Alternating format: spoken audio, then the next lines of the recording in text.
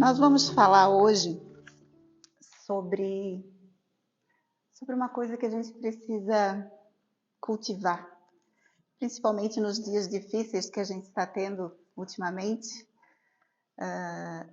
Estamos passando por um turbilhão de coisas que promovem uma movimentação de energias que nos afetam, porque estamos mergulhados nesses pensamentos.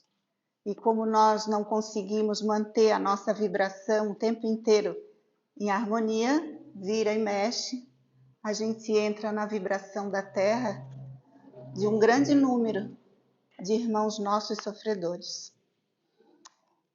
E nós estamos em setembro ainda, e setembro é o mês que a gente fala sobre a valorização da vida. Não vai ser o tema de hoje, mas é uma das ferramentas para se lidar com isso. Só gostaria de lembrar que, diante dos pensamentos do suicídio, o primeiro passo deve ser a procura de um profissional da Terra, um médico. Porque tudo que acontece no nosso corpo físico deve ser tratado por um médico. E são coisas orgânicas que dão esses gatilhos. Então, junto da Casa Espírita, que oferece um atendimento fraterno, uma conversa, o estudo, a elucidação das dúvidas, que pode, nos desviar desse pensamento através do passe, da doutrina, do esclarecimento, precisamos nos utilizarmos de todas essas ferramentas.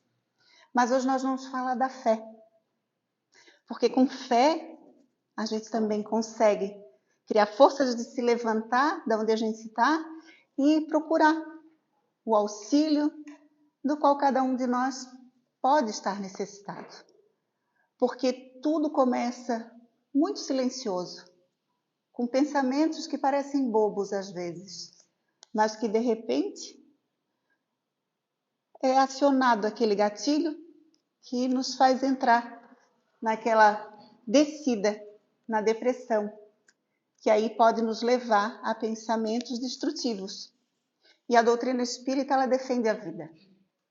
Ela defende a vida porque, como diz o Chico, a gente pode se livrar de várias situações, escapar da morte aqui. A gente pode chegar ali e atravessar a rua, alguém puxar a gente porque vinha um carro. A gente pode ter uma doença e se livrar da doença, mas a gente não se livra da vida. Esse é o grande propósito da doutrina, porque a gente não se livra da vida. É o grande desespero de quem escolhe o suicídio como uma porta, porque o desespero é de que o problema continua, e continua pior do que estava antes. Construirmos a fé no nosso íntimo requer de cada um de nós mudanças que muitas vezes nos esquivamos. Porque para que a gente acredite em algo, nós precisamos também ter um comportamento diferente. E o que mais nos retarda a caminhada é a nossa teimosia e não querer mudar. A gente continua com os mesmos hábitos, com os mesmos pensamentos, porque a famosa síndrome de Gabriela, eu nasci assim, eu cresci assim, eu vou ser sempre assim, e assim a gente vai, sempre do mesmo jeitinho. E é preciso que a gente se modifique, porque as boas atitudes nos colocam no caminho da regeneração do nosso espírito. Com atitudes no bem, elevamos os nossos pensamentos. E ao nos mantermos nessa faixa, a fé desponta com mais força e vigor. Por quê? Porque quando a gente muda as atitudes, quando a gente muda o nosso pensamento, tudo isso nos fortalece. A nossa mente se abre para o entendimento. E nós vamos, mais para frente, compreender como que isso se processa. Meimei, através do Chico, ela traz uma mensagem que se chama Confia Sempre. Não perca a tua fé entre as sombras do mundo. Ainda que os teus pés estejam sangrando, segue para frente. erguendo-a por luz celeste acima de ti mesmo. Crê e trabalha. Esforça-te no bem e espera com paciência. Porque quando estamos muito parados, é sinal de que tem problema. É necessário que a gente caminhe. Se a gente for caminhar, que a gente vá adiante, para frente, para o progresso, para a nossa melhoria, sem ficar parado, sempre em movimento. Tudo passa e tudo se renova na terra, mas o que vem do céu permanecerá. Porque tudo que é de Deus é permanente. A nossa maldade, as nossas escolhas erradas, tudo aquilo que tem de ruim que o homem provoca é passageiro, não é permanente. A pior criatura que possa existir hoje na face da terra é nosso irmão e está vivenciando um momento infeliz da sua vida, que vai trazer responsabilidades futuras em que ele vai ter que ressarcir, mas é transitório. Ninguém permanece no mal. Ninguém permanece com as ideias de maldade, de ganância, de egoísmo, que são as nossas chagas. Porque em doses diferentes, somos todos doentes do mesmo mal. Alguns se mostram, outros são no silêncio dos seus pensamentos. Mas Deus vê tudo. Deus sabe tudo. E nos dá a oportunidade de que a gente se melhore, de que a gente escolha diferente, de que a gente saia daquele pensamento que está lá cristalizado, modifique. E a gente se torna tão leve. A Nídia sempre fala de uma mochila que a gente enche e que vai carregando pesada. Eu lembro sempre de uma vez que eu vim aqui que ela falou isso. A gente vai enchendo a nossa mochila de pensamentos ruins, de coisas, de atitudes, de falas, de um monte de coisa que a gente faz no dia a dia e que às vezes não nos damos conta e carregamos aquele peso, sabe? E quando a gente muda, a gente se liberta. A gente larga isso tudo e se torna mais feliz. Porque quando nos 10 mandamentos lá que Moisés trouxe, disse assim, não matarás. A gente vive matando todos os dias. Porque não se mata só com um enforcamento, com um tiro. Matamos sonhos, matamos ideias, matamos desejos, matamos a vontade do outro. Isso também é matar. E está na nossa escolha perceber, ter olhos de ver. De todos os infelizes, eu costumo orar sempre. Nas minhas preces eu digo assim, Senhor, toca o coração daqueles que ainda não te conhecem. Sempre nas minhas preces eu peço, porque eu acho que é muito triste. E Meimei diz isso. De todos os infelizes, os mais desditosos são os que perderam a confiança em Deus e em si, porque o maior infortúnio é sofrer a privação da fé e prosseguir vivendo. Sem fé, nós não temos perspectiva. Fé é acreditar naquilo que está por vir. É aquilo que não aconteceu ainda, mas que a gente sabe que existe o potencial de acontecer. Óbvio que tudo acontece no tempo de Deus, quando estamos prontos para receber. Ninguém tira a carteira de motorista aqui no Brasil antes dos 18 anos, porque a justiça entende que após os 18 anos, o jovem está preparado para encarar o trânsito, um carro, uma direção, porque existem responsabilidades.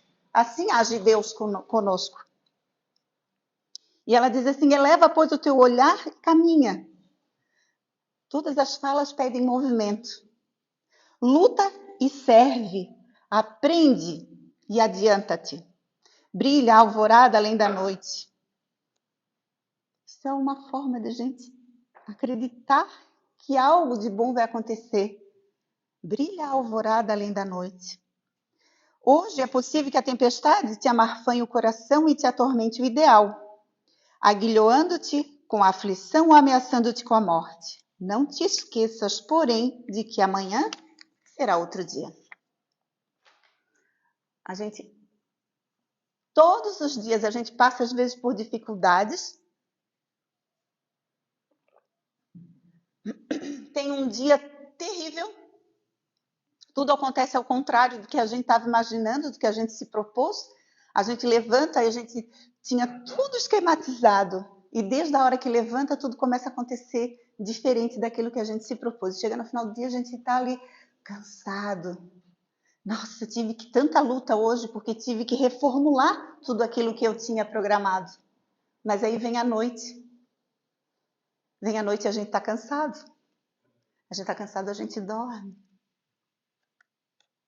Aí Deus vem e dá a oportunidade de a gente dar uma passeada lá pelo outro lado, na espiritualidade, onde muitas vezes vem um irmão nosso, amigo, e diz assim: volta e luta, que vai tudo melhorar. E a gente acorda animado no outro dia.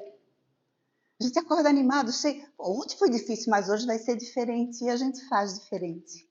A gente consegue mudar isso.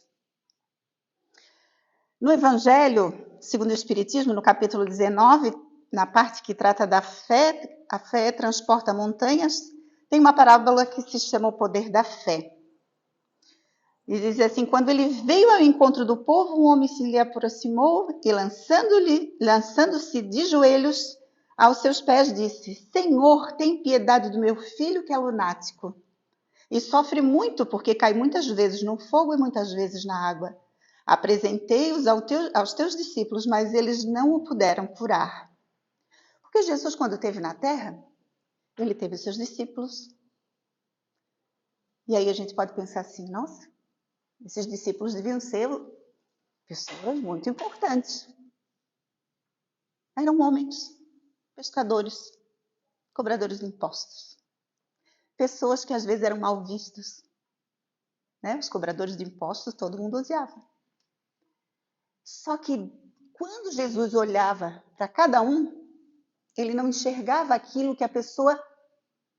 Que é assim que Deus nos vê. Ele não enxerga aquilo que a gente fez de errado. Como nós temos essa crueldade. Tu fizesse isso. Tu fizesse aquilo. Né? Estás passando por isso porque tu és mau. Ele não disse isso em momento algum. Ele enxergou em cada um o potencial de fazer algo bom. E nós temos esse potencial. Porque temos a mesma natureza. Fomos criados da mesma forma, simples e ignorantes. A única diferença é que nós somos teimosos. Né? 2023 anos depois, a gente ainda está aqui na luta.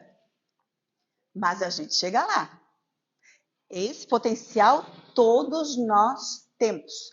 E Jesus disse para os seus apóstolos, para os seus discípulos, disse assim: vai, que vocês vão poder curar tanto quanto eu.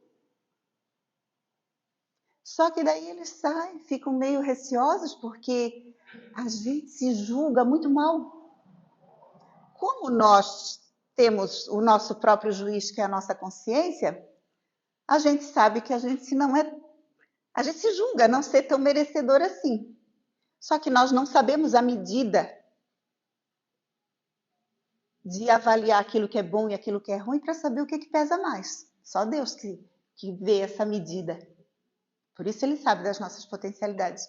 E aí, julgando, cada um se julgando não merecedor de um poder tão grande, não conseguiram curar o menino que estava, em outras palavras, que a gente já sabe o que é isso, ele estava obsidiado, provavelmente com uma série de espíritos atrapalhando a vida dele.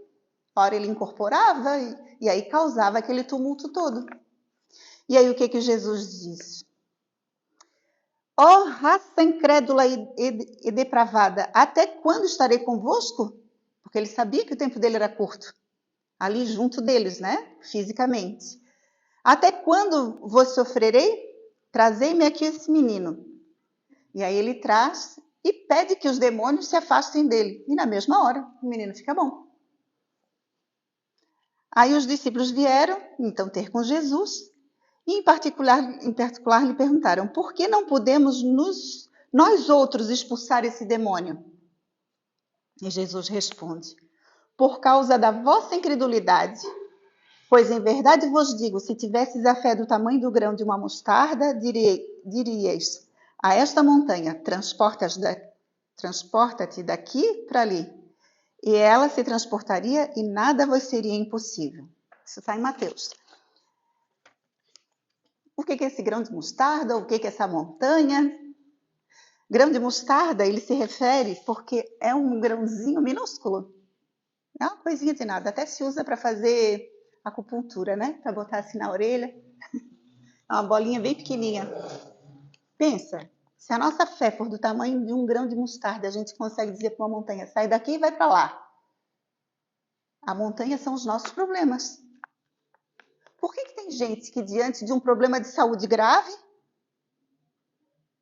de uma hora para outra, cria uma força, respira fundo e se cura de algo que aqui na Terra diziam, não tem mais jeito. A fé disse assim, eu vou me livrar disso aqui e vai acabar esse meu problema. Porque Jesus, quando curava, todas as vezes que ele chegava para alguém e fazia uma das curas dele, ele não dizia assim, eu te curei, vai, não peques mais. Não, ele dizia, a tua fé te curou. Mas como é que tem gente que ainda fica com o problema, vai e chega ao ponto, né, de partir? Não temos, assim, uma resposta para dar. Esse é por causa disso, esse é por causa daquilo.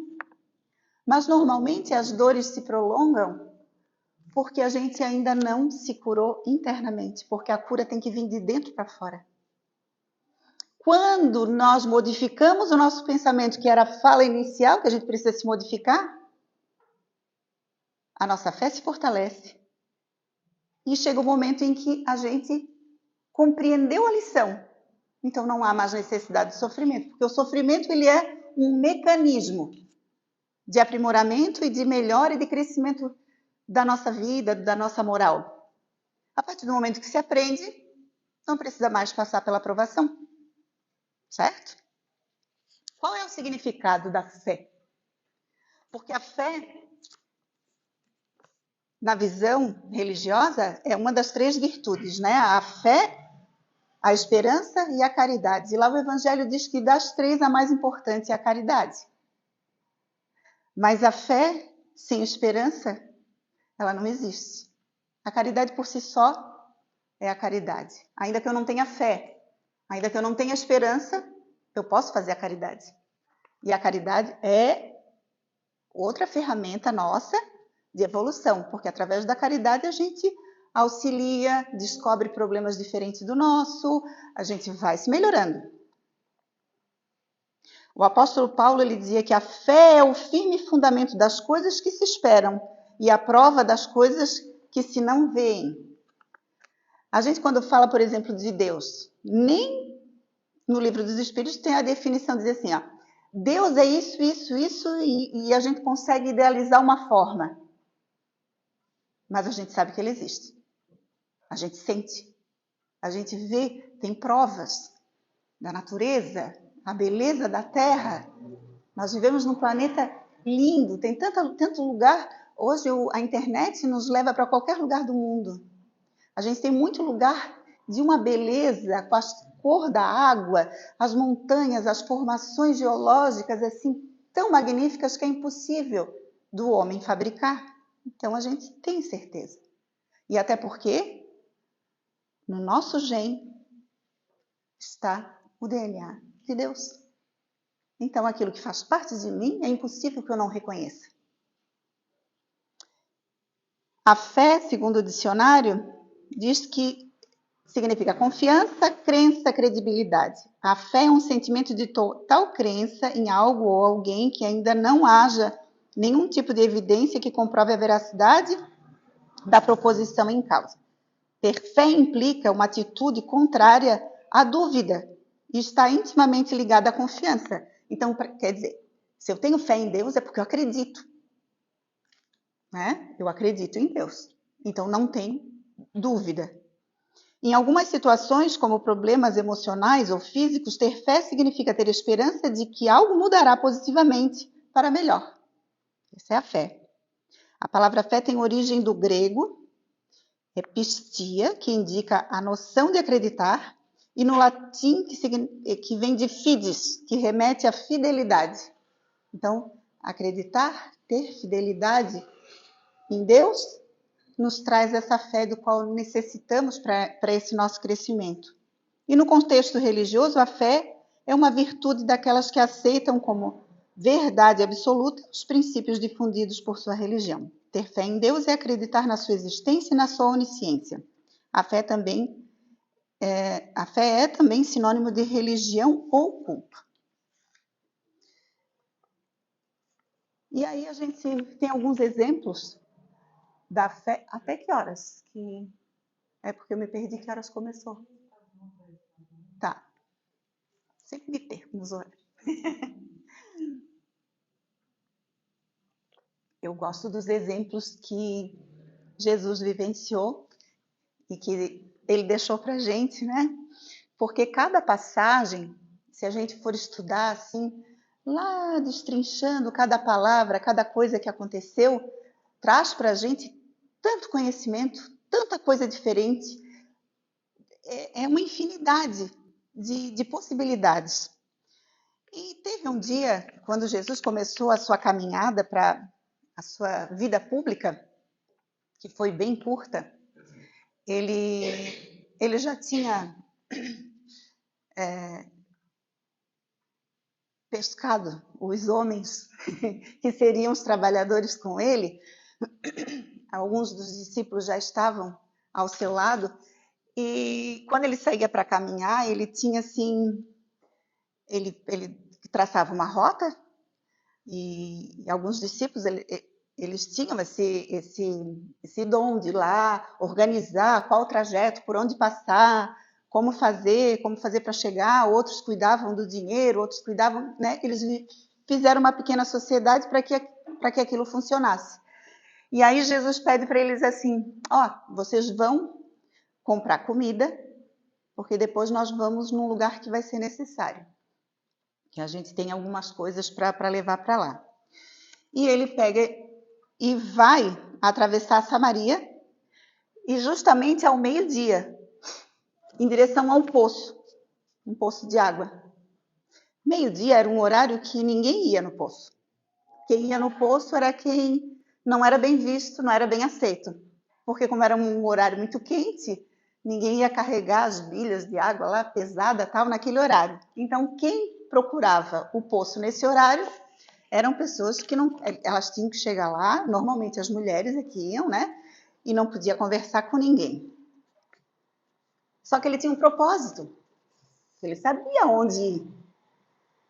Aí ele pega, fica lá parado do lado do poço, e nisso chega uma mulher, e era uma samaritana, e ela chega perto do poço e ele olha para ela e diz assim: me dê um pouco de água. Aí ela estranha, porque ela diz assim: como que tu estás falando comigo? Né? Aí, vou tirar o trecho bíblico, né? A mulher estava admirada, pois os judeus não convivem com os samaritanos, e disse-lhe: como sendo tu judeu, me pedes de beber, a mim que sou samaritana?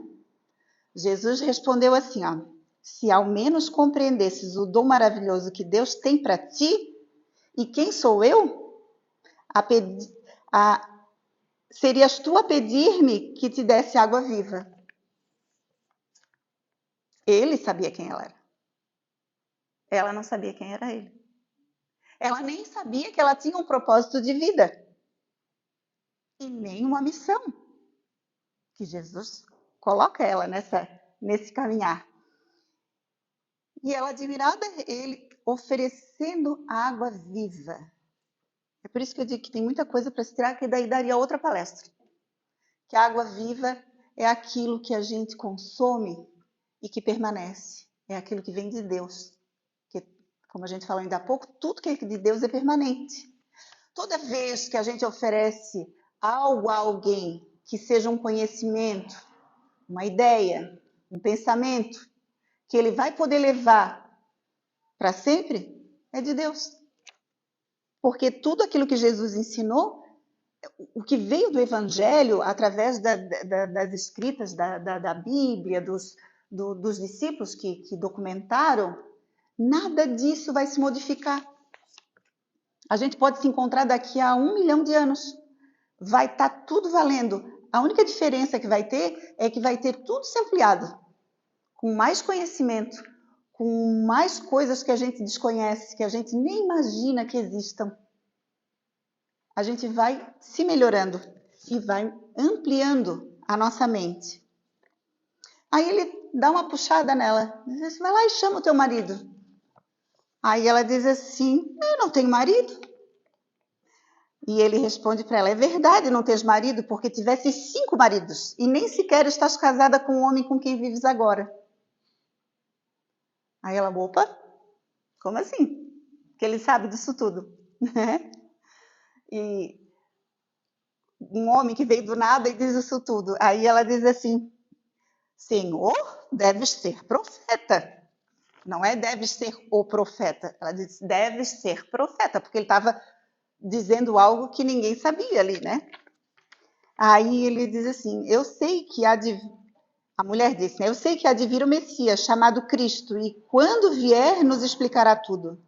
Então Jesus lhe disse, sou eu o Cristo. E aí, nesse momento, chegaram os discípulos com os alimentos, com as coisas, e encontraram e não entenderam nada, né? Ele conversando com aquela mulher que nem se falava com mulher, assim, a mulher era um ser à parte.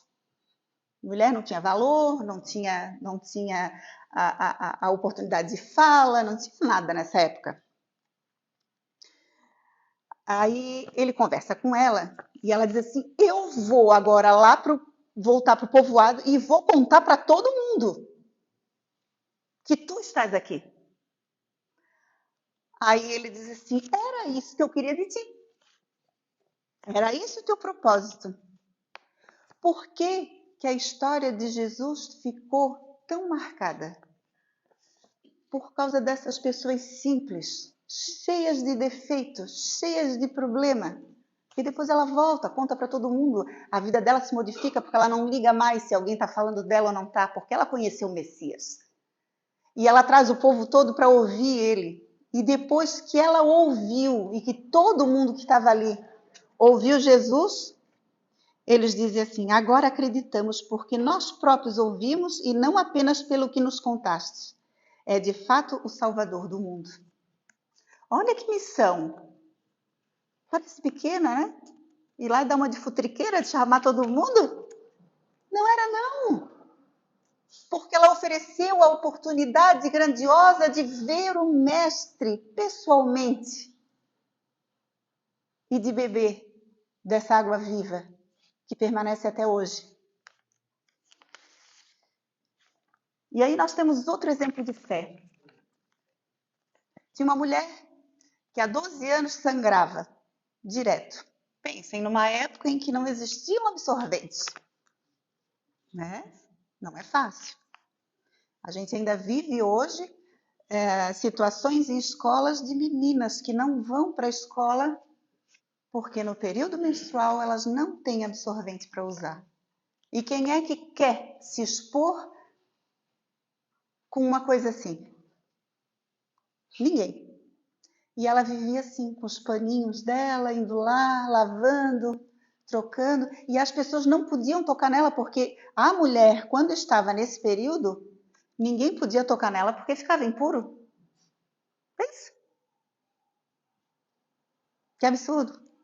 Olha quanto a gente já evoluiu, né? A gente, quando pensa nessas barbaridades, a gente vê o quanto a gente já evoluiu. E por 12 anos ela sangrou direto. Como é que uma mulher sangra direto e não morre? De anemia, né? Porque não tinha que ser. Diante de todo o sofrimento, ela gastou todo o dinheiro que ela tinha, porque a família renegou. Tudo que ela tinha de posses, ela tentou resolver com médico, com tratamento, com tudo, e ninguém resolveu o problema dela. Aí, sabendo que Jesus estava nas proximidades, ela pensou com ela: meu Deus, essa é a minha oportunidade. Se eu tocar, porque ela não podia tocar nele porque ele ficaria impuro. Se eu tocar lá nas vestes dele, num pedacinho, eu tenho certeza que eu vou me curar. E ela sai naquela multidão, e as pessoas começam a dizer para ela ir embora, porque ela não podia, porque, pensa, estava todo mundo aglomerado e eu tocar nela. E ela se joga, e nas vestes de Jesus, eles usavam, eu não sei o nome daquele negocinho que tem pendurado, eles penduravam na roupa, amarravam, e ela vai lá, e ela toca. E Jesus está ali, rodeado de um monte de gente. Todos vocês conhecem essa história? Todos conhecem? Não. É que o bom é contar para quem não conhece. Quando ela se joga no chão e toca, ele está rodeado de gente, vocês imaginem. Ele para e ele diz assim: quem tirou uma virtude minha? Quem me tocou? É o contrário a frase, né? Quem me tocou? Quem me tirou uma virtude? E aí ele olha para trás, todo mundo fica, os discípulos, mas mestre, tem uma multidão de pessoas, como todo mundo está te tocando. Não. Aí ele olha, ela está no chão chorando, porque ela já percebe a cura. Aí ela olha e diz: foi eu. Aí ele vem, se abaixa até ela. Ela diz assim: não me toques, tu vais ficar impuro. Aí ele beija ela. E diz para ela: a tua fé te curou. Isso está em Gênesis. Esse é um fato que está no livro Gênesis. Que fé é essa? É essa fé que nós temos que cultivar.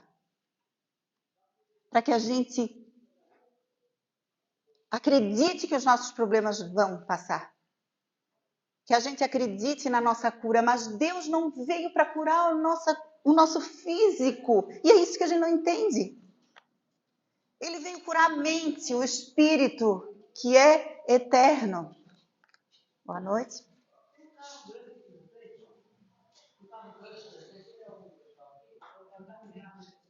Alguém está com carro branco? Não, imagina. Nada. Então, esse é o nosso grande equívoco. Porque a gente está sempre fazendo um monte de coisa errada, tendo consequências das coisas erradas, querendo se curar o tempo inteiro, mas não cura o nosso espírito. Porque Deus não se importava se o corpo físico estava curado ou não. Ele via na pessoa que a pessoa estava pronta para se curar porque ela estava modificando a sua forma de pensar. Porque quando ele estava lá na casa de Simão Pedro, em que ele curou aquele que tinha probleminha na perna, como é que a gente chama? O paralítico. O paralítico de Cafarnaum, eu acho, né? E que ele entra pelo teto, bota ele, desce, cura. No final ele vai, está muito cansado, já fiz aquilo tudo, todo mundo achou o máximo, porque o cara saiu andando. Teve a vida inteira. Ele não fazia parte da sociedade, porque quem era paralítico, quem tinha problema de visão, quem tinha esses problemas, era excluído da sociedade, não constava no livro de vivos. Jesus se senta numa pedra e diz assim, ele olha para o mar para se refazer. Simão olha para ele e diz assim: Jesus, por que tu choras? Tu deves estar muito cansado, porque foram tantas as alegrias hoje. Aí ele diz assim: não, eu estou triste porque nesse momento ele diz para ele assim: agora vai para tua casa, vai para tua casa e vai cuidar da tua vida. Ele foi para uma taberna beber, contar para todo mundo que tinha ficado curado, no meio de mulheres, de vida fácil, aquela festa, aquilo tudo. Então Jesus estava triste, chorando, porque ele não entendeu o que era aquela cura. Ele foi curado somente do físico. Outro mal ia voltar. Porque ele ainda necessitava aprender essa questão da fé e da mudança de comportamento. E aí Simão diz assim para ele, tá, mas e quando? Aí ele diz, vai levar muito tempo, porque ali aquele exemplo do paralítico, somos nós. Que desde lá a gente vem teimando. Ele disse que levaria muito tempo até que ele se refizesse, que ele se melhorasse, que ele mudasse de comportamento. Eu vi ontem o filme da Irmã Dulce, que está no Netflix, sem fazer propaganda, né? Mas maravilhoso. Uma história linda, linda, linda, de fé, de pura fé. E ela ensina o tempo todo sem palavras. Sem palavras. Ela ensina com as atitudes. Pelo menos eles retrataram dessa forma no filme, que eu achei magnífico. Porque tem um menino que ela cuida e em nenhum momento ela diz o que ele deve fazer. Ela não diz especificamente.